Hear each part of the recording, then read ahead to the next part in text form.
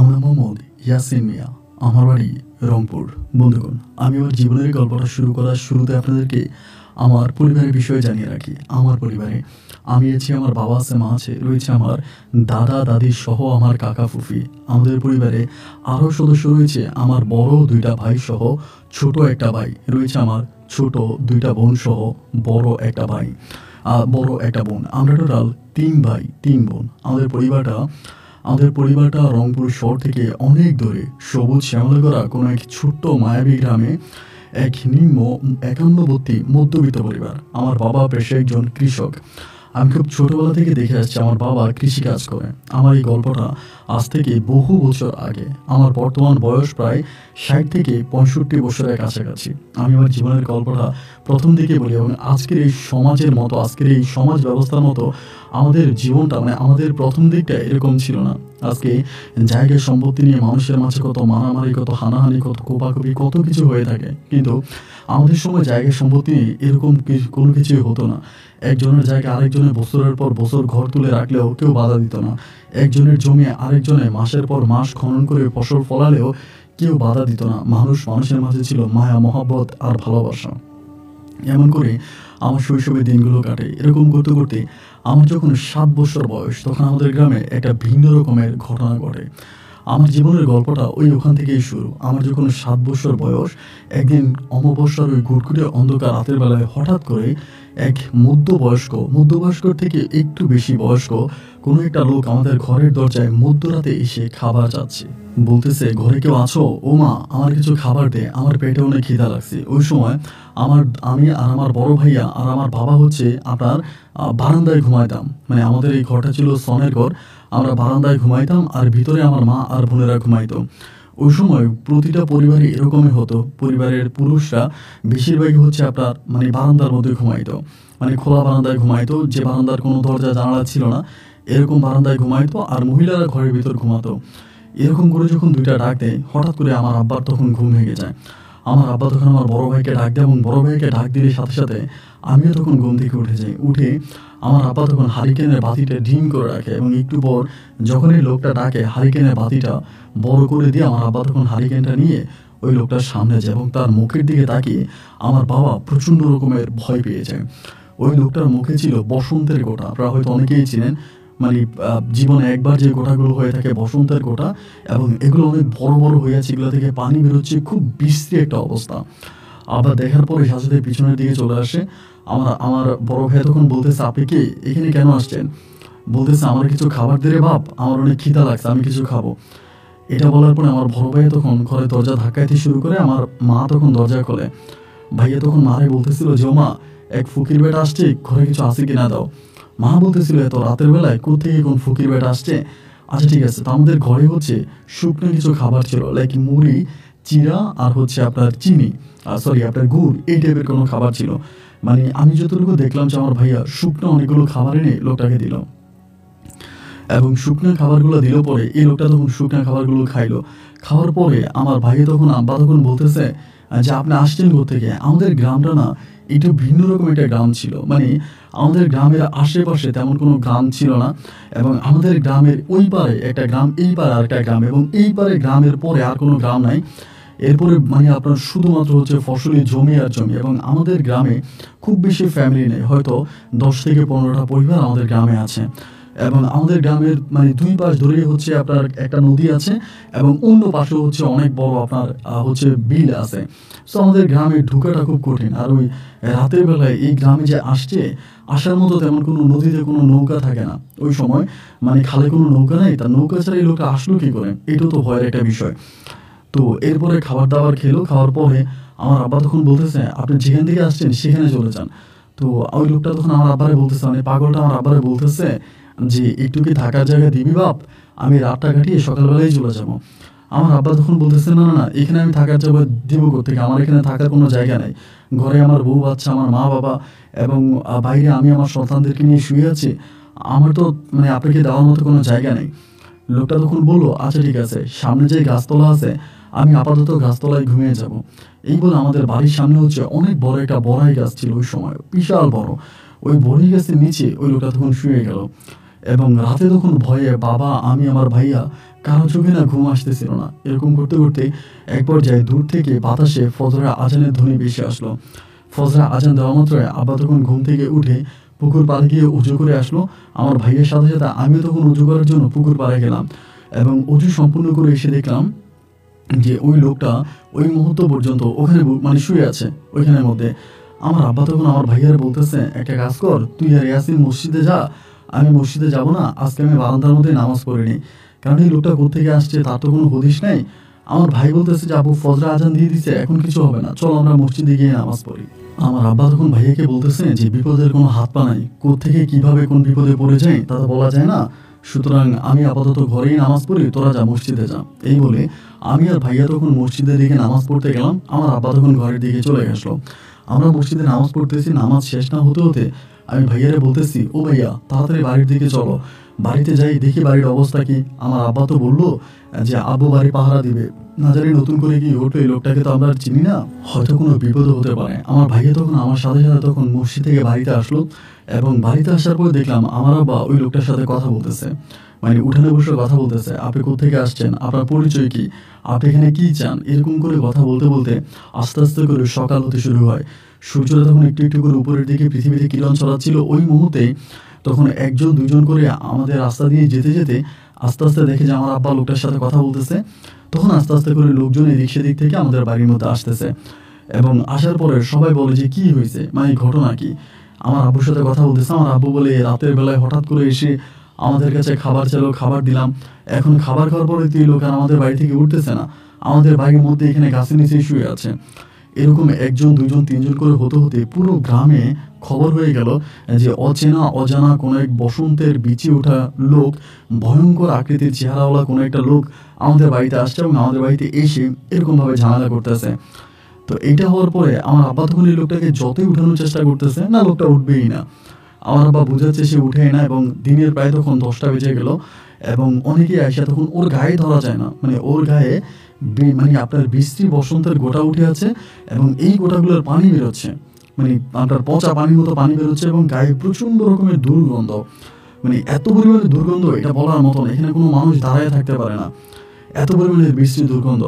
এবং আমার আব্বা তখন বললো কি অন্য অন্য লোকদেরকে ডেকে এনে, আপনার সালার বস্তা তো হয়তো অনেকেই চিনেন, যেগুলোতে ধান ঢুকানো হয়, পাটের বস্তা, এবং ওই পাটের বস্তার সালার বস্তা দিয়ে লোকটায় তখন জোর করে ধরে আমাদের ওই ঘরের উঠান থেকে বের করা হলো।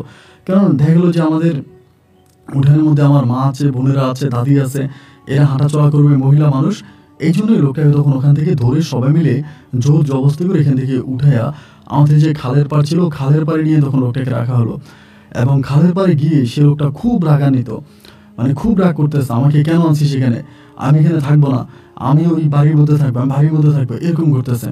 এবং খালের পাড় থেকে পানি উঠে লোকটার গায়ে তখন পানি মারা হলো। এই লোকটা আর কোনোভাবে কারো কোনো কথা শুনতেছে না, বাড়ির ভিতরে যাওয়ার জন্য চেষ্টা করতেছে। এক পর্যায়ে আমার গ্রামের লোকজন মিলে এই লোকটার গায়ে হাত তোলে, মানে এক কথায় লোকটাকে মারে। লোকটা মায়ের খেতেছে আর বলতেছে, আমারে শুধু শুধু মারিস না, আমারে শুধু শুধু মারিস না, আমি তোদের উপকারের জন্য আসছি, আমি তোদের উপকারের জন্য আসছি, আমি তোদের ক্ষতি করার জন্য আসি না গিয়ে, এই কথাগুলো বলে। আমার এই কথাগুলো এখনো স্পষ্ট মনে আছে ভাই, আমার এত বয়স হয়েছে তখনও এই লোকের এই কথা মনে আমার এখনো কানে বাজে।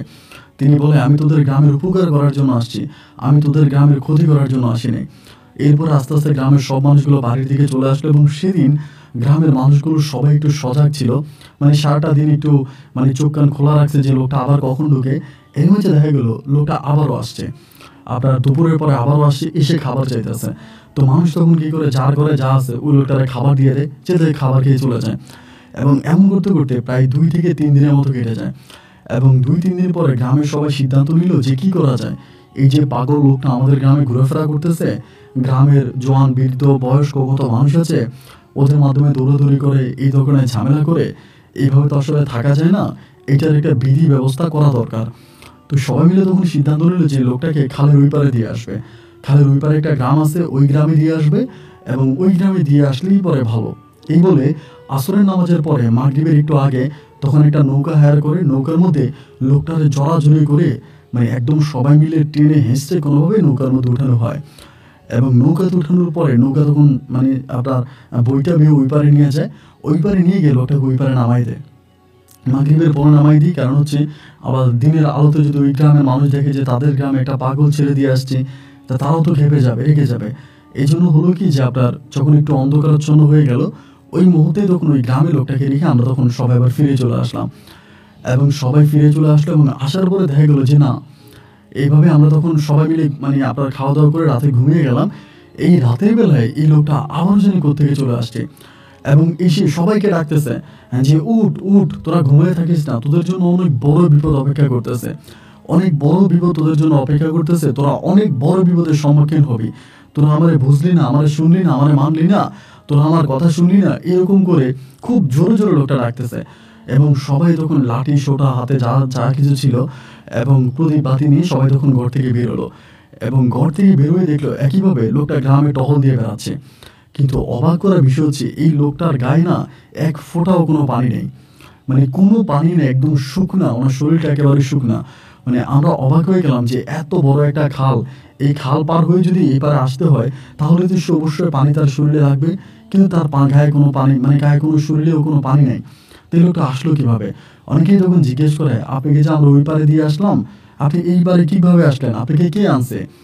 তো ও লোকটা বলে, আমি আসছি, আমি তোদের কাছে আসছি, আমি তোদেরকে ভালোবেসে আসছি, আমি ভিন গ্রামে থাকবো কেন, আমি তোদের গ্রামেই থাকবো। যতভাবেই সবাই চেষ্টা করতেছে লোকটাকে বোঝানোর জন্য, ঠিক করার জন্য, কিন্তু এই লোকটাকে আর ঠিক করানো হয় না, বোঝানো হয় না। ইনি এরকমভাবে হচ্ছে ওনার উন্মাদ পাগলামি উনি করেই যাচ্ছে। এবং ওনার ওই পাগলামির ফলশ্রুতিতে সবাই তখন খুবভাবে খেপে গেল যে আসলে কী করা যায়। যতভাবে ওনাকে আমরা দূরে ঠেলে দিই, যতভাবে ওনাকে দূরে দিয়ে আসি, এই লোকটা ততই কাছে আসার চেষ্টা করে এবং তাকে তো আসলে দূরে রাখা যায় না। এবার সবাই মিলে সিদ্ধান্ত করলো এই লোকটার খাবার দেওয়া বন্ধ করে দিবে। যদি খাবার দেওয়া বন্ধ করে দেওয়া হয় তাহলে তো আর এই লোকটা এই গ্রামে আসবে না বা এই গ্রামে আর কোনো ঝামেলা করবে না, খাবার না পাইলে এমনি চলে যাবে। এরপরে পুরো গ্রামে গ্রামে বলে দেওয়া হলো, মানে বাড়ি বাড়ি বলে দেওয়া হলো যে লোকটা যাতে খাবার চাইলে কেউ যাতে আর খাবার না দেয়।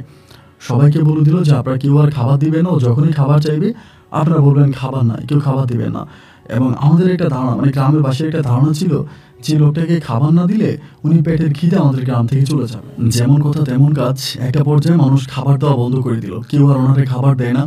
উনি কখনো এই ঘরে দরজায় গিয়ে রাতের বেলায় খাবার খুঁজে, ও মা ও বাবা দরজা খোল কিছু খেতে দে, মানে কেউ আর খাবার দেয় না।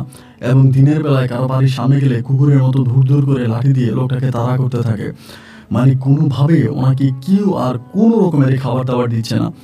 এরকম করে প্রায় 2-3 দিনের মতো কেটে গেল, কিন্তু লোকটা আর এই গ্রাম থেকে যাচ্ছে না।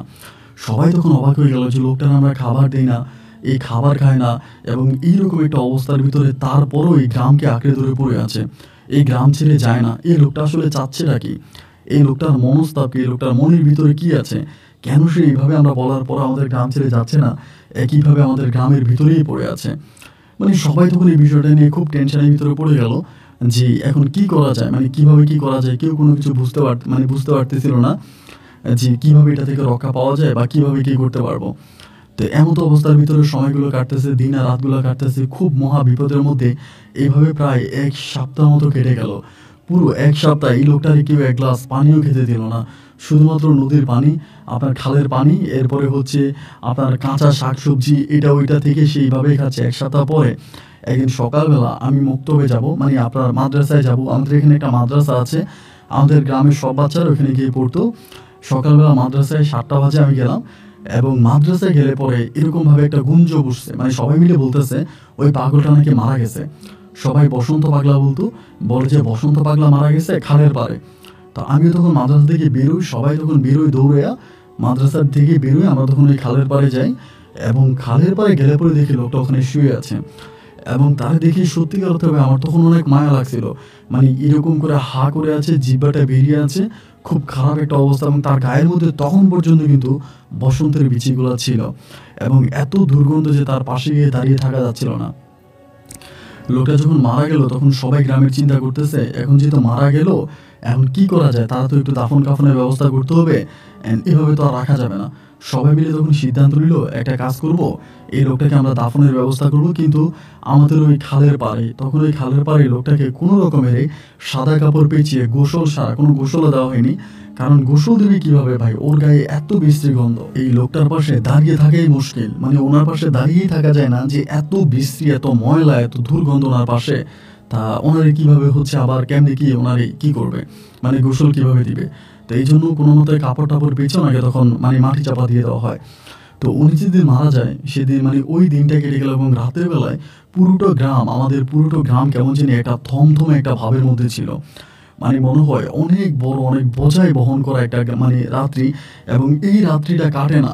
মানে আমরা তো ধরেন রাতের বেলায় ঘুমাইলে ফজর আজান দিলে ঘুম মানে ভেঙে যাইতো, ওই দিন হলো কি, মানে ওই রাতে হলো কি ভাই, মানে ঘুম ভেঙে গেছে, আমরা বারান্দায় ঘুমাইতাম, আমি আব্বারে বলি ও বাবা সকাল হয় না কেন, মানে সবাই ঘুম থেকে উঠে গেছে, মানে আপনি ভাই বিশ্বাস করবেন কিনা জানি না, গ্রামের সবাই ঘুম থেকে উঠে গেছে কিন্তু সকাল হয় না।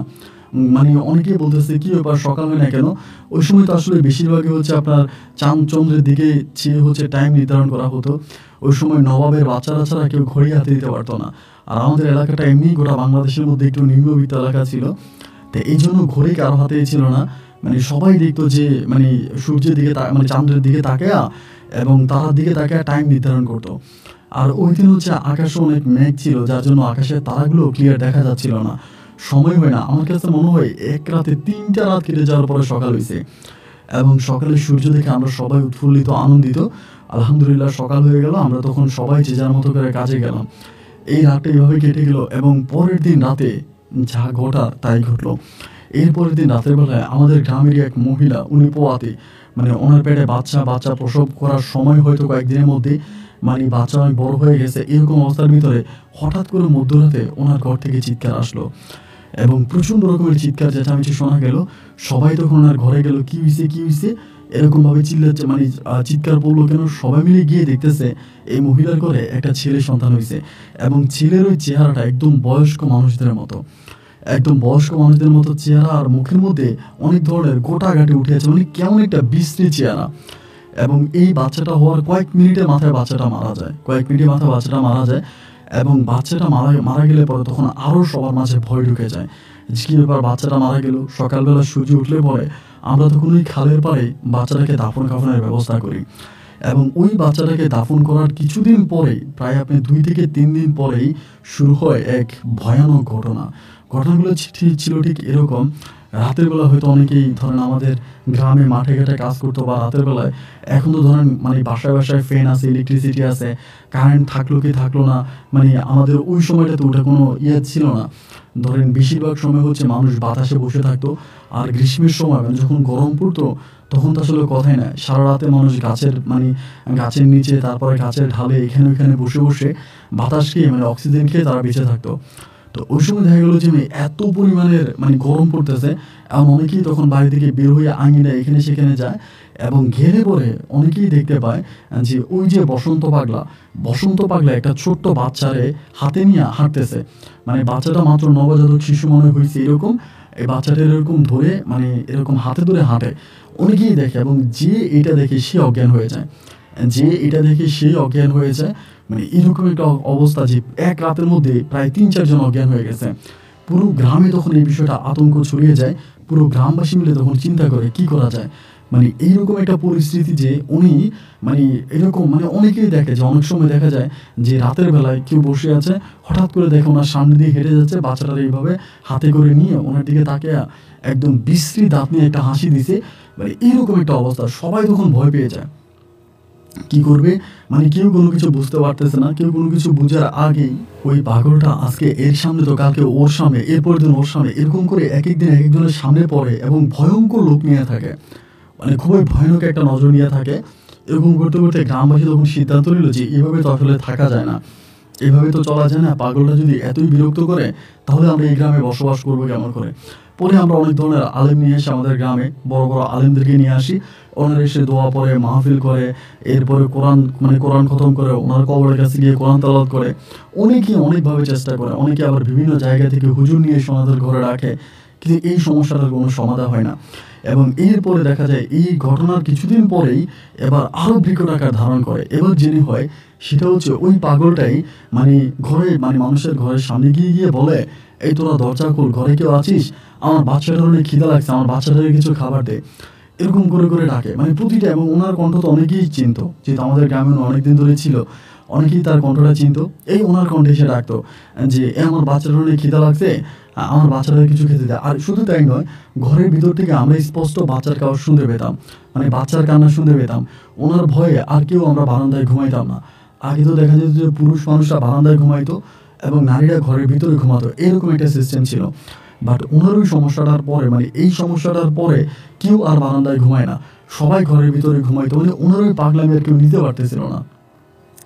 মানে ভয়ে ভয়ে পুরো গ্রামে মানে সবাই অনেক ভয় পেয়ে যায়, সবার ভিতরে একটা ভয় কাজ করে যে লোকটা না জানি কী করে বসে, না জানি কাকে ধরে কার ঘাড় মটকায় দেয়।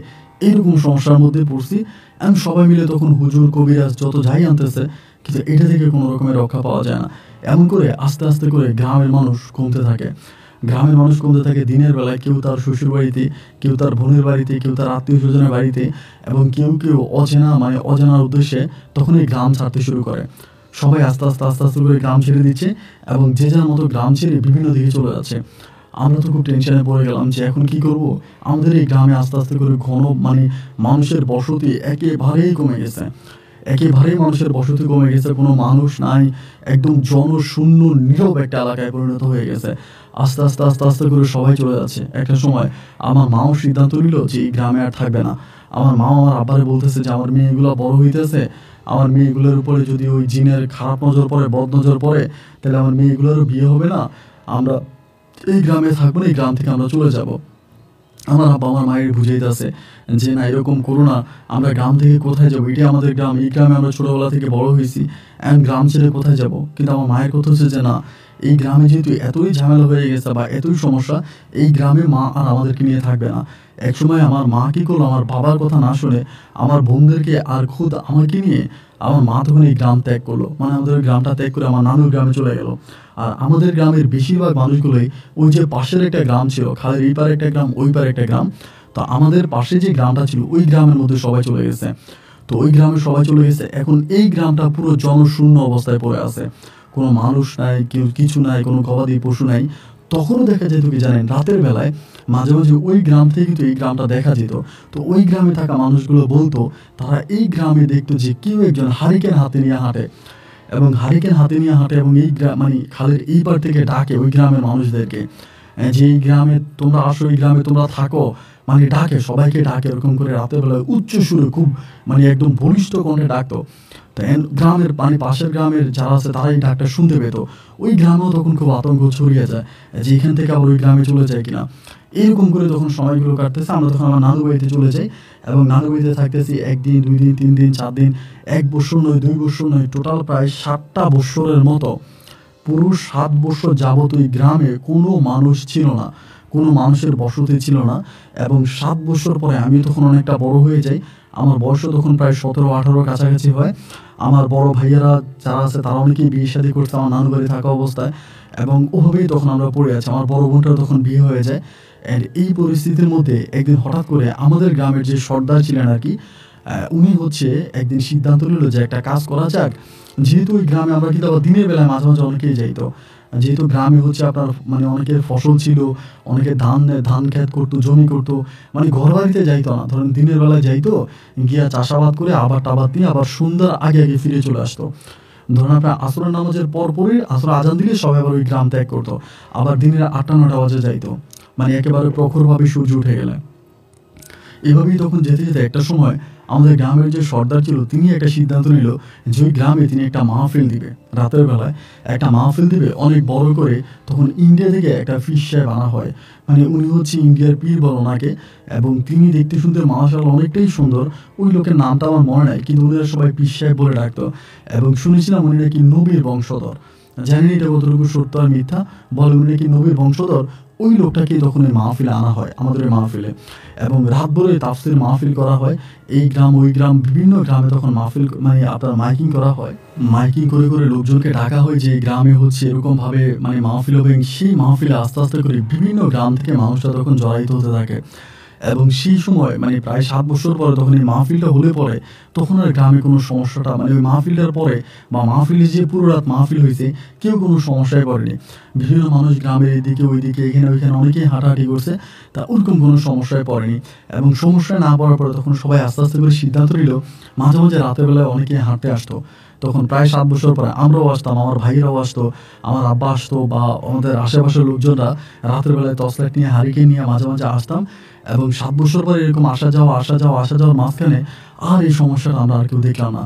এই যে একটা সমস্যার মধ্যে আমরা ছিলাম বা যেটা আমরা দেখতাম যে এরকম হচ্ছে আপনার ওই মানে বসন্তওয়ালা লোকটা কি সবাই দেখতে পাইতো, এবং ওনার ভয়ে যে গ্রাম ছাড়ছে, তখন দেখা গেল যে ওনার ওই সমস্যাটা আর নাই, মানে সমস্যাটা আর নাই।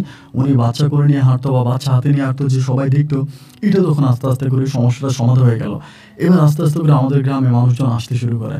আগে যেরকম একেবারে গ্রামটা জনশূন্য অবস্থায় পড়ে গেছে, কোনো লোক ছিল না, কোনো জন ছিল না, কোনো মানুষ ছিল না, এবার আস্তে আস্তে করে মানুষজন আসতে শুরু করে। 1 জন 2 জন 3 জন 4 জন এরকম করে করে লোকজন, 1 পরিবার 2 পরিবার করে করে আস্তে আস্তে একদম আমাদের ওই গ্রামটা ঠিক আগের মতো পরিপূর্ণ একটা গ্রামের রূপ দিয়ে দিল। এবং এই সময় আর এই ধরনের কোনো সমস্যা রইলই না, এই বসন্ত পাগলার কোনো ঝামেলা রইল না। ওই গ্রামেই তখন আমরা থাকতে শুরু করি, এবং আস্তে আস্তে করে আরও বিভিন্ন গ্রাম থেকে মানুষজন আসে। কারণ হচ্ছে কি, আমাদের গ্রামের থেকে অনেকেই অনেক ভিন দেশে মানে ভিন গ্রামে চলে গেছে, যারা আর ফিরে আসে নাই। এই জন্য গ্রামের মানে জায়গা সম্পত্তি অনেক ছিল, এই জন্য বিভিন্ন গ্রাম থেকে বিভিন্ন ধরনের লোকদেরকে আনা হতো যে আসেন আপনারা আমাদের গ্রামে থাকেন, আমার গ্রামে থাকতে দেওয়া হতো। তো অনেকে তখন আসতো, থাকতো, আমাদের গ্রামে থেকে যেত। এইভাবেই তখন সময়গুলো কাটতেছে, আলহামদুলিল্লাহ। এভাবে সময়গুলো কাটতে কাটতে একটা পর্যায়ে আমি তখন অনেক বড় হই। বড় হবার পরে আমার আম্মা তখন চিন্তা করলো, আমার নানু বাড়িতে থাকা অবস্থায় আমার এক মামাতো বোন আছে দুঃসম্পর্কের, নাম হচ্ছে হাজেরা। ওই হাজেরা তখন আমার আম্মুর কাছে আসতো, আম্মুর সাথে বসতো, এবং আম্মু যে 7 বছর ধরে আমার নানু বাড়িতে ছিল, ওই হাজেরা মেয়েটা আমার আম্মুর সাথে খুব ভালো একটা সম্পর্ক রেখেছে। এবার আমার আম্মু করলো কি, আমার আব্বুরে বললো হাজেরা ওই মেয়েটাকে আমাকে বিয়ে করাবে, মানে আমাদের ওই নানু বাড়ি থেকে হাজেরা নামের মেয়েটাকে আমাকে বিয়ে করাবে। তো আমার আব্বু তখন বলতেছে, তাহলে কাজ করো, বিয়ে তো করবে ইয়াসিন, তো ইয়াসিনকে জিজ্ঞেস করো। আমার কিন্তু ভাই তখন অতটা বয়স হয়নি, এই 16-17 বছর এই বয়সেই। পরে আমি বললাম যে না, আমি এখন বিয়ে করব না, আমার কোনো বিয়ের বয়স হয়নি, আমি কোনো কামাই রুজি করি না, আমার নিজের কোনো ইনকাম নাই, আমি আমার বউরে কী খাওয়াবো, আমার মা বলে আমি খাওয়াবো, আমার দাদা দাদি বলে আমরা খাওয়াবো, তুই বিয়ে কর। এবং তারা তখন জোর জবরদস্তি করে আমাকে তখন ওই হাজেরা বেগম নামের ওই মেয়েটাকে আমাকে তখন বিয়ে করে পাশের গ্রাম থেকে নিয়ে আসে। আমরা নৌকার বহর নিয়ে পাশের গ্রাম থেকে আমার বউ মানে হাজেরাকে সুন্দর করে সাজিয়ে গুছিয়ে বউ বানিয়ে আমি আমার গ্রামে নিয়ে আসি, এবং সেই রাতে আমাদের বাঁশরও হয়। আলহামদুলিল্লাহ, হাজেরার সাথে আমার দিনকালগুলো খুব ভালোই কাটতেছিল, আমাদের মাঝে কোনো সমস্যা হলো না। হাজেরা আমাকে অনেক বুঝতো, আমিও হাজেরাকে অনেক বুঝতাম, মানে দুজনের মাঝে অনেক ভালো সম্পর্ক হতো। অ্যান্ড তখন আমি কৃষিকাজ করতাম। এরকম করতে করতে আমার বিয়ের পরে আমার আব্বা তখন অনেকটা অসুস্থ হয়ে যাওয়ার পরে আব্বা তখন তার জায়গা সম্পত্তি ভাগ বন্টন করে দেয়। আব্বা বলে, তোরা যেহেতু এখন সবাই বিয়ে শাদী করছিস, ওই সময় কিন্তু আমার ছোটো 2টা বোন ছিল, এই 2টা বোনের বিয়ে হয়নি, এবং লাগাতারে আমার বিয়ের 2 মাস পর আমার ছোটো 2টা বোনেরও বিয়ে হয়ে যায়। এবং সবার বিয়ে হয়ে যাওয়ার পরে আব্বু তখন সিদ্ধান্ত নিল যে জায়গা সম্পত্তিগুলো ভাগাভাগি করে ফেলবে, এইভাবে আর একত্রে রাখবে না, একত্রে রাখার প্রয়োজন নাই। এবার আমার আব্বা গ্রামের 8-10 জন মোড়লদেরকে ডাকলো, এবং ডাকার পরে সবার সাথে আমার আব্বা তখন বসলো পরে সবাই আমার আব্বারই বললো যে ঠিক আছে, তাহলে জায়গা সম্পত্তি আপনারা ভাগাভাগি করতে শুরু করেন। এবং যে যার মতো করে তখন হচ্ছে জায়গা সম্পত্তি ভাগাভাগি করলো, কেউ এই দিক দিয়ে নিল, কেউ ওই দিক দিয়ে নিল, এক একজন এক এক সাইড দিয়ে নিয়ে গেল, জায়গা সম্পত্তি ভাগাভাগি হয়ে গেল। এবং আমার ভাইরা নিল, আমরা নিলাম, আমার বোনে নিল, মানে জায়গা সম্পত্তি তখন ভাগ হয়ে গেছে। আব্বা হচ্ছে, আমার 3 ভাই ছিলাম, আমার আব্বা 10 দিন আমাদের ঘরে, 10 দিন আমার ওই ভাইয়ের ঘরে, 10 দিন ওই ভাইয়ের ঘরে, এরকম করে 10 দিন মিলে প্রতিটা পরিবারে আমার আব্বা থাকতো। তা আমি যেহেতু ছোটো ছিলাম, আমার আব্বা আমাকে একটা ঘরও বানায় দেয়, মানে একটা ঘর আমার বানায় দেয়, নিজের টাকা দিয়ে আব্বা আমাকে একটা ঘর বানায় দেয়। তাই এটা নিয়ে আমার ভাইদের সাথে আমার আব্বার অনেক ঝামেলাও হয়েছিল যে আব্বু কেন খুদ আমার এই ঘর বানায় দিল, ওদেরকে দিল না। এরকম করে সময়গুলো কাটতে কাটতে আমার একটা মেয়ে সন্তান হয়। তা আমার মেয়েটার নাম রাখি আমি হাসনা আক্তার। আর মেয়েটাও আমার দেখতে অনেক সুন্দর হয়েছে আলহামদুলিল্লাহ। আমার বউ হেনা আক্তারও কিন্তু দেখতে শুনতে মাশাআল্লাহ অনেক সুন্দরী ছিল। আর আমার মেয়েটাও দেখতে অনেকটা আমার ওয়াইফের মতোই হয়, অনেক রূপবতী হয়। এবং মেয়েটা প্রচণ্ড রকমের চঞ্চল ছিল ভাই, এত পরিমাণের চঞ্চল বলার মতো না, মানে কোনোভাবে আমার মেয়েটাকে মানে কোনো জায়গায় স্থির রাখা যেত না। ও প্রচুর পরিমাণে দুষ্টুমি করতো একদম ছোটবেলা থেকে। খুবই বদমেজাজি এবং দুষ্ট প্রকৃতির একটা মেয়ে ছিল। এরকম করে সময়গুলো কাটতেছে। তো আমাদের এখানে মানে এরকম করতে করতে আমার মেয়েটা প্রায় অনেকটাই বড় হয়। মেয়েটার খুব বেশি পড়াশোনা করাইতেও পারিনি। এই আমাদের এলাকায় মাদ্রাসা ছিল, মাদ্রাসায় পড়ানোর চেষ্টা করতো, মাদ্রাসায় পড়ে নাই। মানে প্রচণ্ড রকমের ঝামেলা করতেছে। এরকম করতে করতে আমার মেয়ের বয়স তখন 16 থেকে প্রায় 16 বছরই হবে, 15-16 কাছাকাছি, ঠিক আমার সঠিক মনে নেই, এরকম বয়সই হবে। অ্যান্ড 15-16 বছর বয়সে আমার মেয়েটাগুলোকে একদিন সন্ধ্যার পরে মানে আপনার ওই সময় হচ্ছে আপনার চন্দ্রিমা রাত ছিল, চন্দ্রিমা রাত। আমি গেছিলাম বাজারে, তখন আমি বাজারে একটা দোকান দিই, একটা ছোটোখাটো দোকান করি। তো ওই দোকানে আমি তখন বসে আছি। আমার মেয়েটা তখন করলো কি, আমার আরেকটা মেয়ে আছে, আমার টোটাল 2টা মেয়ে, আমার ওই ছোটো মেয়েটারে নিয়ে ও তখন করলো কি, আমার 2 মেয়ের মাঝে আমার ছোটো মেয়েটারে নিয়ে তখন ওই আমাদের একটা দিঘি আছে, নাম হচ্ছে শ্যাওলা দিঘি। ওই শ্যাওলা দিঘিতে গেছে কি জানি আনার জন্য, মানে কি জানি আনার জন্য বলতে বলতে মানে পালতো আমার মেয়েটা, আপনার ওই যে হাঁসের বাচ্চা পালতো। তো হাঁসের বাচ্চা যে পালতো আমার মেয়েটা করলো কি, ওই যে শ্যাওলা দিঘিতে ও হচ্ছে বিভিন্ন ধরনের গাছের ঢাল এটা ওইটা ফালায়, এবং সেখান থেকে ও শামুক বা বিভিন্ন ধরনের আপনার বাচ্চা মানে আপনার কি বলে হাঁসের বাচ্চারা খাওয়ানোর জন্য বিভিন্ন ধরনের ছোটো ছোটো শামুক ওই ইয়ের মধ্যে পাওয়া যায়। এটা যারা আগের দিনের মানুষ তারা বুঝবে, এখনকার সময় এগুলো বুঝবেও না, কাউকে বোঝানোও যাবে না। যে গাছের ডাল, নারিকেল গাছের ঢাল, তারপরে বিভিন্ন গাছের ডাল পুকুর পাড়ে মানে পুকুরে পানিতে ফেলে দিলে ওই পানিতে তখন এই বিভিন্ন ধরনের আপনার শামুক, ছোটো ছোটো শামুক এসে ধরতো। ওই ঢালটা যখন উঠানো হতো তখন এই শামুকগুলো এটার মধ্যে পাওয়া যেত। তো এই যে এগুলো হচ্ছে আমরা হাঁসের বাচ্চাকে খাওয়াইতাম। তো আমার মেয়েটা তখন সন্ধ্যার পরে ওই দিঘিতে গেল, মানে ওই আপনার শ্যাওলা দিঘিতে গেল, ওখান থেকে শামুক করে আনলো। তো শামুক করে আনতে গেছে, আনার জন্য গেছে। তা আমি তখন দোকানে, এই সময় আমার মানে আরেকটা মেয়ে যে আমার ছিল, ওই মেয়েটা তখন বাড়িতে এসে বলতেছে যে আমার বড় মেয়েরা নাকি পাওয়া যাচ্ছে না, মানে হাসনারে পাওয়া যাচ্ছে না। হাসনা ডুব দিছে শামুক আনার জন্য, এখন নাকি আর উঠে না, ও কান্না করে ওর মারে বলতেছে। তা আমার ওয়াইফ তখন বললো কি, দোকানে লোক পাঠালে। আমি তখন দোকানে, আমার কাছে খবর গেলো যে এমন এমন ঘটনা, আপনার হাসনা হচ্ছে পুকুরে শামুক করানোর জন্য গেছে সন্ধ্যার পরে, এখন আর আসতেছে না, ওরা পাওয়া যাচ্ছে না। মানে পুকুর বলতে ওইটা একটা দিঘি ছিল, শ্যাওলা দিঘি, অনেক বড় একটা দিঘি ছিল। তো এটা জানার পর আমার দোকানে কিছু লোকজন ছিল, আমি ওদেরকে বললো রে ভাই এই ঘটনা, আমার মেয়ে নাকি দিঘিতে নামছে শামুক কুড়ানোর জন্য, আমার মেয়ে নাকি আর উঠে নাই। তো গ্রামের সব মানুষ বলতেছে, আরে এত রাতের বেলায় মেয়েটা নামলো কেন, এই মেয়ে এত সাহস কেন, মেয়ে কেন দিঘিতে নামলো। সবাই মিলে তখন হচ্ছে আমার দোকানটা বন্ধ করলাম, দোকানটা বন্ধ করে সবাই মিলে দিঘির পাড়ে গেলাম। এবং দিঘির পাড়ে যাওয়ার পর আমার ছোটো মেয়েরা তখন বলতেছি যে মামনি কি হয়েছে বলো। তা বলে আপু মানে ঘটি নিয়ে গেছে আপনার আনার জন্য, শামুক কুড়ানোর জন্য। শামুক আনার জন্য গেছে, ডুব দিছে, ডুব দিয়ে আর আপু উঠে নাই। তো ওই যে শামুক কুড়ানোর জন্য যে মানে আপনার বাড়ি নিয়ে গেছে, আপনার ঘটি নিয়ে গেছে, ওই ঘটি আমার ছোটো মেয়ের হাতে। পরে আমি আস্তে আস্তে করে আমি নামলাম দিঘির মধ্যে নামে ডুব দিলাম। দিঘির পানি কিন্তু একেবারে পরিষ্কার স্বচ্ছ পানি, এবং ওখানে ডুব দিলাম। ডুব দেওয়ার পরে আমি চোখ মেলে এদিক সেদিক দেখতেছি না, আমার মেয়ের আর দেখা যায় না। আস্তে আস্তে করে রাত বাড়তেছে, গ্রামের মানুষ এটা ছড়াই গেল, এবং আশেপাশে 2-1টা গ্রাম থেকেও মানুষজন তখন আসতে শুরু করে, এবং সবাই মিলে তখন এই ডুব দিতেছে।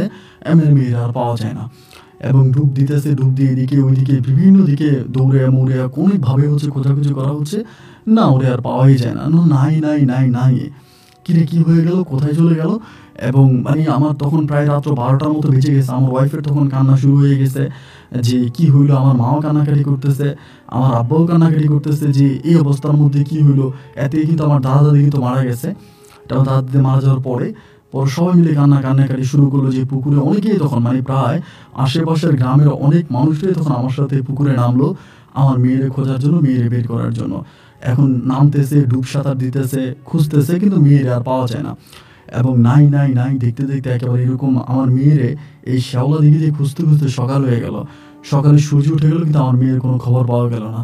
এরপর আমাদের এলাকার যে মসজিদ ছিল, মসজিদের হুজুরকে তখন ডেকে আনা হলো, এবং ডেকে আনার পর হুজুরের মতো করে দোয়া দুরুদ পড়ে অনেকভাবে চেষ্টা করলো, দেরি মেয়েরা আর পাওয়াই যায় না। তো গ্রামের সবাই বলতেছে যেহেতু শ্যাওলা দিঘিটা এমনিতে একটা খারাপ দিঘি, এই দিঘিতে অনেক ভয় মানে অনেক ভৌতিক ঘটনা ঘটে। এবং তুই সবাই তখন বললো একটা কাজ করো, আমারে বললো যে তোর মেয়ে যেহেতু উঠেই নেই, একটা কবিরাজের কাছে যাও, একটা কবিরাজ নিয়ে আসো। পরে আমি আমাদের এলাকার থেকে বেশ দূরের একটা কবিরাজের সন্ধান পাই, এবং সেই কবিরাজের কাছে আমি বিকেলে গিয়ে পৌঁছাই। এর আগে সন্ধ্যা রাতে কিন্তু আমার মেয়ে উধাও। কবিরাজের কাছে গিয়ে পুরো ঘটনাটা খুলে বলি যে এমন ঘটনা, আমার মেয়ে ডুব দিছে, আর ডুব থেকে উঠে নেয়। মানে পানি থেকে আর উঠে নাই। পরে কবিরাজ বলতেছে যা হবার তা তো হয়েছেই, এবং যেটা দেখার আমি দেখছি, তো এই নিয়ে এখন আর আপনার চিন্তা করার দরকার না, আপনার বাড়ি যান, আপনার মেয়ে আসবে। আমারই বলতেছে। আমি তখন বললাম যে আসবে মানে কখন আসবে? এদিকে তো আমার ওয়াইফ, আমার পরিবারের লোকজন সবাই অনেক পাগল হয়ে যাচ্ছে। ওই কবিরাজ তখন বলতেছে পাগল হওয়ার কিছু নেই, আপনারা এত পাগল হবে না, আপনাদের মেয়ে আসবে, আপনাদের মেয়ে আসবে, আপনি ঘরে যান, আপনি আপনার বাড়ি যান। পরে আমি বাড়িতে আসছি, আসার পরে এই তো বাড়িতে এটা তো আর কাউকে বোঝানো যায় না, কবিরাজ বলছে আসবে। এরকম করতে করতে আমরা তো প্রায় আপনার 1 সপ্তাহের মতো কেটে গেছে, টোটালি 1 সপ্তাহ কেটে গেছে। আমাদের চোখে কোনো ঘুম নাই, আমরা তো মেয়ের জন্য পাগল হয়ে খুঁজে বেড়াইতেছি। আবার ছোট মেয়েটারে বারবার জিজ্ঞেস করতেছে মা তুমি বলো। আমার মেয়েটা একটা কথাই বলে আপু পুকুরে নামছে, পুকুরে ডুব দিছে, এবং ডুব দেওয়ার পর আমার আপু আর উঠে নাই। মানে ওই একটা কথাই বলে। অনেকেই বলে যে নাকি মেয়েটা অন্য কোথাও চলে গেল, না কারোর সাথে কোনো লাইন আছে, কোনো সম্পর্ক আছে। কিন্তু আমার মেয়ে তো ভাই আমি চিনি। আমার মেয়ে 5 ওয়াক্ত নামাজ পড়ে, নামাজ পড়তো, ধার্মিক খুব মেয়ে ছিল, কোরআন পড়তো। আমার মেয়েটার মাঝে মানে এমনি চঞ্চল ছিল, খারাপ ছিল, একটু বদমেজাজি, কিন্তু এমনি নামাজ কালাম পড়তো, নামাজ কালামের দিকে ভালো ছিল। পরে মানে ওরে আর পাওয়াই যায় না। 1 সপ্তাহ পরে শুক্রবার ছিল ওই সময়, বৃহস্পতিবার না শুক্রবার আমার সঠিক খেয়াল নাই, এরকম একটা রাতের বেলায় আমি শুয়ে আছি, মধ্যরাতে হঠাৎ করে আমার মেয়ে আমার ঘরে দরজায় আমার ডাকতেছে, ও আব্বু, ও আব্বু দরজা খোলো, ও আব্বু, আব্বু দরজা খোলো।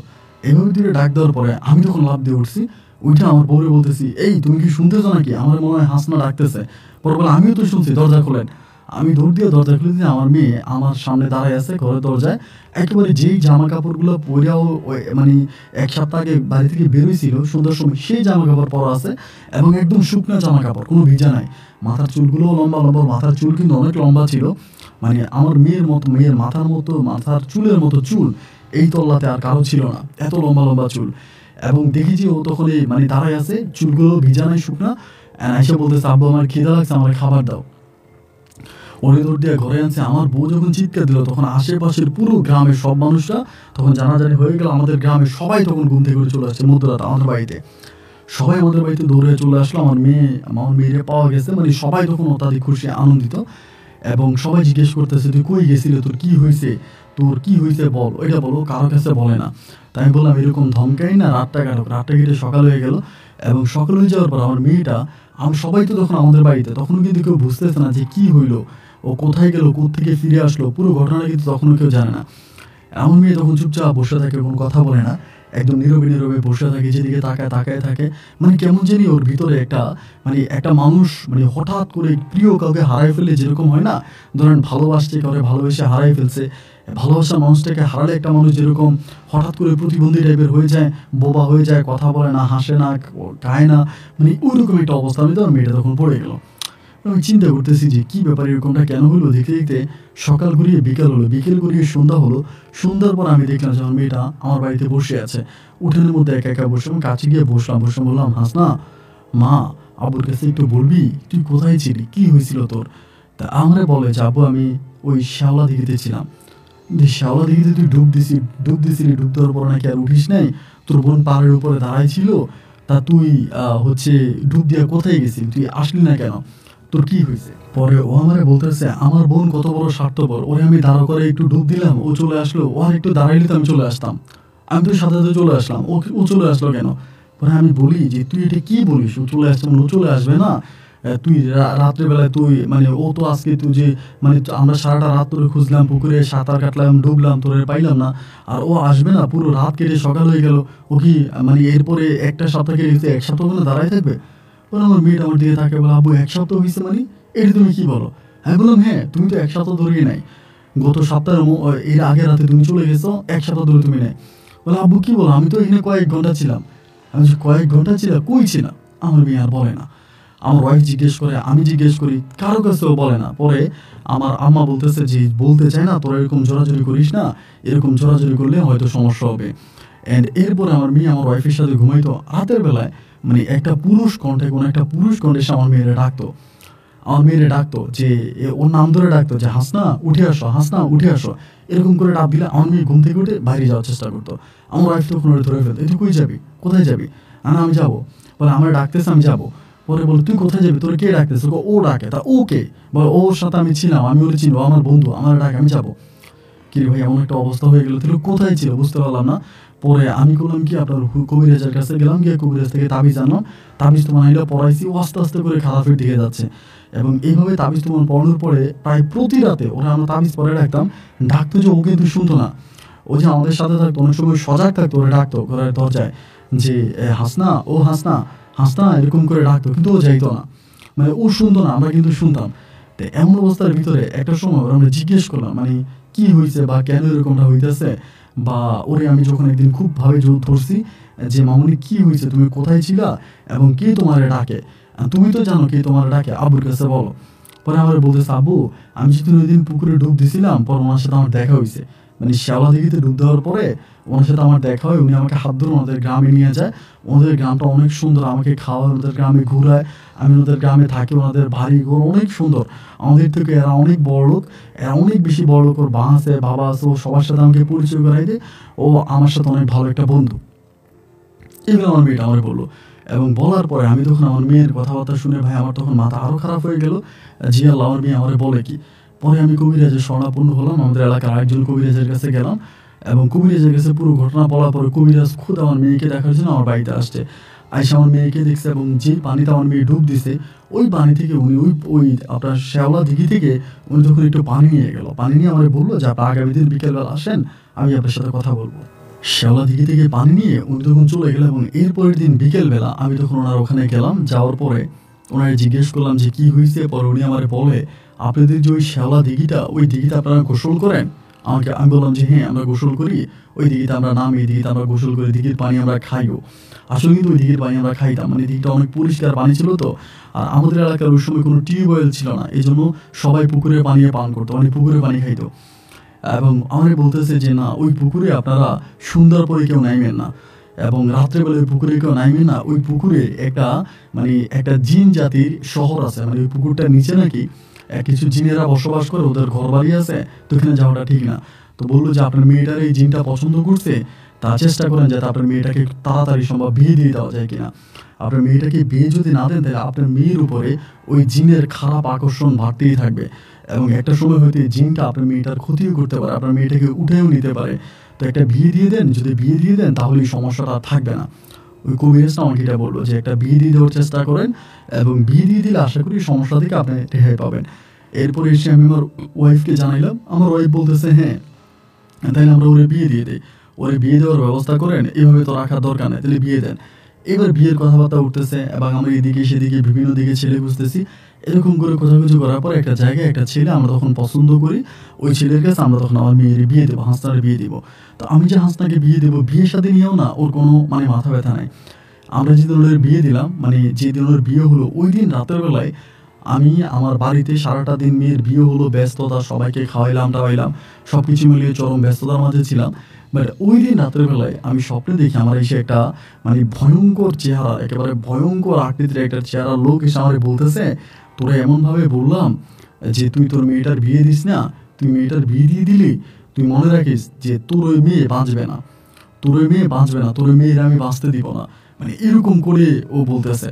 পরে আমি বললাম যে মানে রাতের বেলায় স্বপ্নটা দেখলে পরে আমি সকালবেলা আমার বউরে বলি যে এই ঘটনা।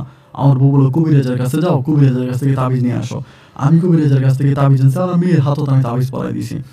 আমার মেয়েটারে বিয়ে দেওয়ার প্রায় 19 দিনের মাথায় ছেলে হচ্ছে গাড়ি চালাইতো, ছেলে গাড়ি চালাইতো 19 দিনের মাথায় আমার ওই মেয়ের জামাইটা গাড়ি অ্যাক্সিডেন্ট করে মারা যায়। মানে আপনার যে প্রাইভেট কার আছে, প্রাইভেট কার চালাইতো আপনার ভাড়া প্রাইভেট কার চালাইতো, প্রাইভেট কার অ্যাক্সিডেন্ট করে আমার ছেলেটা মেয়ের জামাইটা মারা যায়। তো মেয়ে জামাইটা যখন অ্যাক্সিডেন্ট করে, গাড়ির মধ্যে আরও অনেক লোকজন ছিল, কারো বিন্দুপাত্র পরিমাণেরও কোনো ক্ষতি হয়নি, গাড়িটা এমনি পোল্ট্রি নিয়ে নেয়।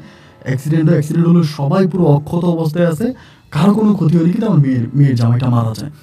এবং মেয়ে জামাইটা মারা গেলে পরে সব মানে 19 দিনের মাথা আমার মেয়েটা তখন বিধবা হয়। আমি তখন মেয়েটা আমার বাড়িতে নিয়ে আসি। আমার বাড়িতে নিয়ে আসার পরে আমি কিন্তু ঘটনাগুলো কারোর সাথে ওভাবে শেয়ার করতেছি না, যে পরে এই বাড়িতে আনার পর আমার মেয়ের এই আবারও ডাকতেছে রাতের বেলায়। আমার এই স্বপ্নে আবারও দেখায়, মানে দূর থেকে আমাকে স্বপ্নে দেখায় যে তোরে বলছিলাম না তোর মেয়েটার অন্য কোথাও বিয়ে দিস না, কেন বিয়ে দিস?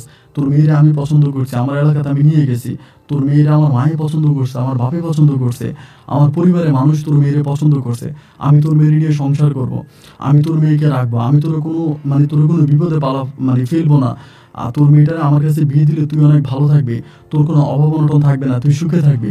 মানে আমাকে এগুলো অনেক ধরনের কথাবার্তা এগুলো বলে। তো বলতে হয়েছে, আমি তখন চিন্তা করি কী করা যায়। আমার বউয়ের সাথে বসে আমার বউ তখন আমাকে বলে, একটা কাজ করেন, এক জায়গায় তো বিয়ে দিছেন, এখন জামাই যেহেতু মারা গেছে, অন্য কারণে তো জামাই মারা যেতে পারে, জিনের কারণে মারা গেছে এটা তো আর আপনি বলতে পারেন না, তাই একটা কাজ করেন, আপনি আবার আরেকটা বিয়ে দেন, আরেকটা বিয়ে দিলে হয়তো মেয়েটা ঠিক হয়ে যাবে। পরে আমি তখন বললাম যে ঠিক আছে, তাহলে আমি আবার ছেলে দেখি। এমন করতে করতে পরে একটা বিবাহিত ছেলে খুঁজে পাইলাম, ছেলেটার বউ মারা গেছে কিন্তু একটা মেয়ে সন্তান আছে, একটা মেয়ে সন্তান, মেয়েটার বয়স হচ্ছে প্রায় 9 বছর। এই মেয়েটাকে দেখাশোনা করার জন্যই বা মেয়েটার সাথে থাকার জন্য লোকটা তখন বিয়ে করবে। এই লোকটা একটু বয়স্ক বটে। পরে আমি আমার ওয়াইফকে বললাম, আমার ওয়াইফ বলে যে এটা খারাপ হবে না, এটা ভালো হবে, এইখানে আপনি দেন, মানে এখানে দিয়ে দেন। আবার কথাবার্তা বললাম, কথাবার্তা বলার পরে আমার মেয়ের ভিতরে কোনো সেন্স নাই, আমি যেখানে বিয়ে দিচ্ছি ওইখানে বিয়ে বসে যা করতে বলছি তাই করতেছে, মানে আমার মেয়েটাও একরকম মানসিক রোগী হয়ে আছে। পরে ভাবলাম যে ঠিক আছে তাহলে ওইখানে বিয়ে দিই। এরপরে আমি ওই জায়গায় বিয়ে দিলাম। তো উনি হচ্ছে ব্যবসা বাণিজ্য করতো, নিজের দোকানপাট ছিল, ব্যবসা বাণিজ্য ছিল, জমি জমা ছিল, এগুলো দেখাশোনা করতো। অ্যান্ড ওনার কাছে বিয়ে দেওয়ার কিছুদিন পরে, প্রায় আপনার আপনার 1-1.5 মাস পরেই উনি হঠাৎ করে একদিন আমাদের গ্রামের চেয়ারম্যান মেম্বার বা আমাদের গ্রামের যে লোকজন আছে তাদেরকে ডেকে নিয়ে উনি সরাসরি আমার মেয়ের, আমি 1.5 লক্ষ টাকা কাবিনে বিয়ে দিই, ওই 1.5 লক্ষ টাকা আমার মেয়ের হাতে উঠে দিলে আমার মেয়ের তালাক করে দেয়। তা ওনারা জিজ্ঞেস করলো, 1.5 বছর মাথায় জিজ্ঞেস করলো, আমি জিজ্ঞেস করলাম, আমার ওয়াইফ জিজ্ঞেস করলো, এবং আমাদের এলাকার অনেক গণ্যমান্য লোকেরা জিজ্ঞেস করলো যে আপনি বিয়ে করে হঠাৎ করে মেয়েটারে তালাক কেন দিয়ে দিলেন? আজকে 1.5 মাস ধরে সংসার করলেন এবং 1.5 মাসের মাথায় মেয়েটারে তালাক কেন দিলেন? উনি বলে, আমি তালাক দিয়েছি আমার নিজের জীবন বাঁচানোর জন্য, আমি যদি এই মেয়েরে তালাক না দিতাম তাহলে কিন্তু আমি বাঁচতাম না। সবাই বলতেছে যে আরে ভাই এটা আপনি কী বলেন, আপনার মেয়েরা আপনি তালাক দিলে, মানে তালাক দিয়েছেন, তালাক না দিলে আপনি মারা যেতেন, এটা কী ধরনের কথা? এরপরে আমি আমার মেয়ের বিয়ে দিলাম না, এবং এই ঘটনার পরে মেয়েটা তখন আমার বাড়িতে চলে আসলো। আসার পরে আমার যে ছোট আরেকটা মেয়ে ছিল, আমি ওর ছোটো মেয়েটা তখন বিয়ে দিয়ে দিই। আমার ছোটো মেয়েটার বিয়ে দিয়ে আমার এই মেয়েটারে আমি তখন আমার কাছে রেখে দিই, মানে আমার মেয়ে হাসনার আমি তখন আমার কাছে রেখে দিই। এইভাবে তখন সময়গুলো কাটতেছে, কাটতে কাটতে প্রায় তখন ওই সমস্যাগুলো হইতো। আমি পুরো বাড়ি বন্ধ দিছি, বাড়ি বন্ধনা করছি, বাড়ির মধ্যে তাবিজ দিছি, এবং বিভিন্ন ধরনের আপনার যেই গরুর হাড্ডি এটা ওইটা আমি গাছে গাছে ঝুলে রাখছি, মানে যাতে হচ্ছে আমার বাড়ির মধ্যে খারাপ নজর না লাগে, আমার বাড়ির কোনো ক্ষতি করতে না পারে, আমার সন্তানদের কোনো ক্ষতি করতে না পারে। এই পর্যন্ত যা, মানে এই জন্য যা যা করা দরকার আমি সব কিছু করে রাখছি, কিন্তু এরপরেও ভাই এক বিন্দু পরিমাণের উপকার আমি পাচ্ছি না। ওই আমার বাড়িতে আসে, আমার মেয়েরে ডাকে এবং আমার হুমকি দেয় রাতের বেলায়। এবং অনেক সময় আমি একদিন আরেকটা কথা বলি, আমি বাজার থেকে আসতেছি এক লোকের সাথে, আমাদের গ্রামেরই এক লোক, মানে উনি আমাদের গ্রামেরই, চিন্তা করেন দিনের বেলা আসতেছে মাগরিবের পরে। তা আমি আসতেছি, আমাদের গ্রামটা একটু নীরব ছিল আর কি, উনিও তখন আসতেছে। ওনার সাথে আমার রাস্তায় দেখা হওয়ার পরে আমাদের এলাকায় বললাম, কি বাড়ি যাবেন নাকি? বলে হ্যাঁ চল আমার সাথে চলেন। দুইজনের কথাবার্তা বলতেছে, কথাবার্তা বলতে বলতে উনি আমার সাথে অনেক বিষয় নিয়ে কথাবার্তা, আমাদের জমি জমা, এলাকার মানে এটা ওইটা নিয়ে কথা বলতে বলতে উনি হঠাৎ করে আমারে বলতেছে, মানে আমার সাথে সাথে হাইটে হাইটে আসতেছে, আটতে আমারে বলতেছে, তোর মেয়েটা আমারে দিলি না, না তুই নিজেও মরবি, তোর মেয়েটারও মারবি, পুরো গ্রামটারও মারবি। এই কথা বলতেছে হঠাৎ করে আমার কানে আসছে। আসার পর দিকে তাকে দেখি উনি নাই, মানে উনি নাই কি রে, বাজার থেকে একসাথে হাঁটতে হাঁটতে আসলাম এই পর্যন্ত, উনি আমারে বললো একসাথে আসলাম, এখন হঠাৎ করে উনি নাই, উনি কোথায় চলে গেল? এরপরে হাঁটতে হাঁটতে আমি তখন ওনার বাড়িতে গেছি ডাইরেক্ট, মানে বাজার থেকে আমার বাড়িতে ওনার বাড়িতে গেছি, বাড়িতে যাই উনি বাড়িতে বসে রয়েছে। আমি বললাম কী ব্যাপার, আপনি না বাজারে গেলেন, আমি আর আপনি একসাথে বাজার থেকে আসলাম, আপনি বাড়ি কখন আসছেন? পরে আমার বলে, ভাই কী বলেন এটা, আমি তো বাজারেই যাইনি। কী রে, বাজার থেকে দুজনে একসাথে কথাবার্তা বলতে বলতে আসলাম। পরে আমি বুঝতে পারলাম যে না, ঘটনাটা এরকম। তো এরপরে আমি পুনরায় আবারও বাড়িতে চলে আসি, এবং বাড়িতে আসার পরে এবং এইভাবে আমি তখন আমার ওয়াইফকে বলে, আমার ওয়াইফের সাথে এরকম হয়, মানে আমার ওয়াইফের সাথে এরকম, আমার ওয়াইফের ধরেন পুকুর পাড়ে গেছে, তার পিছন থেকে বলতেছে, তোর মেয়েটা আমার দিলি না তো, তোর এখন পুকুরে ধাক্কা দিয়ে তোর আমি মেরে ফেলবো, পুকুরে চাপ দিয়ে মেরে ফেলবো, এবং তোর মেয়েটা আমাকে দিলি না তো, মানে এরকমভাবে বলে। কিছুদিন আগে এক গাড়াল, মানে এক সাপ, মানে আমাদের বাড়িতে সাপের একটা সমস্যা দেখা দেয়, মানে এই জায়গায় ওই জায়গায় বিভিন্ন জায়গায় হচ্ছে সাপ দেখা দেয়, সাপের একটা উত্তাপ দেখা দেয়। আমি তখন গাড়াল ধরে নিয়ে আসছি, মানে যারা সাপ ধরে। কী করলো, আপনার পুরোটা বাড়ি চান্স করলো এবং বিন বাজালো, আমার বলে আমার বাড়িতে কোনো সাপ নাই। আমি বললাম আমার ওয়াইফ বলতেছে যে আমি নিজের চোখে দেখছি, আমার ওয়াইফ দেখছে, আমার ছোট মেয়ে বেড়াইতে আসছে, আমার ছোট মেয়ে দেখছে, আমার ভাইয়েরা দেখছে যে আমার বাড়িতে অনেক ভয়ঙ্কর আকারের একটা সাপ ঘোরাফেরা করে। বিভিন্নভাবে আমরা সাপটাকে দেখি। ওই গাঁড়ালটা আমি রাতের বেলায় রেখে দিই যে আপনি রাতে থাকেন, আপনি দেখেন এরপরের দিন হয়তো সাপটা আপনার আয়ত্তের মধ্যে আসতে পারে। এর পরের দিন আমি গাঁড়ালকে আটকে রাখি, কিন্তু ওই গাঁড়াল বলতেছে যে না, সে কোনো সাপুরিয়া বলতেছে যে না, কোনো সাপ আমার বাড়ির আশেপাশেও নেই।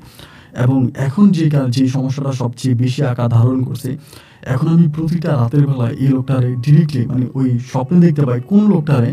যে লোকটারে আমি আজ থেকে প্রায় 7 বছর আগে, আরে সরি, আজ থেকে প্রায় 50-60 বছর আগে যেখানে হচ্ছে লোকটাকে দাফন করা হয়েছিল, ওই যে আপনার বসন্ত পাগলা বলে একটা পাগলার কথা আমি বলেছিলাম আমার গল্পের শুরুতে, যে পাগলাটাকে হচ্ছে আমরা দাফন করে দিয়েছিলাম।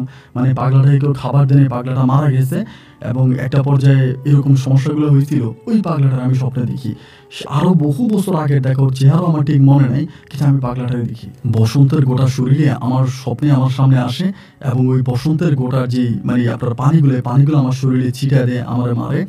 বাইরে বলতেছে যে দেখ, আমি তো মানে এই পাগলারে আবার তোর মাঝে ছেড়ে দিব। আমারে বলে যে পাগলাটা এনে তোদের গ্রামে আবার ছেড়ে দিব। এবার একবার যেরকম গ্রামটা পুরো জনশূন্য হয়ে গেছিল, এই গ্রামটা আবারও জনশূন্য হয়ে যাবে। এই গ্রামে কোনো মানুষ থাকতে পারবে না, এই গ্রামে কোনো মানুষ বসবাস করতে পারবে না।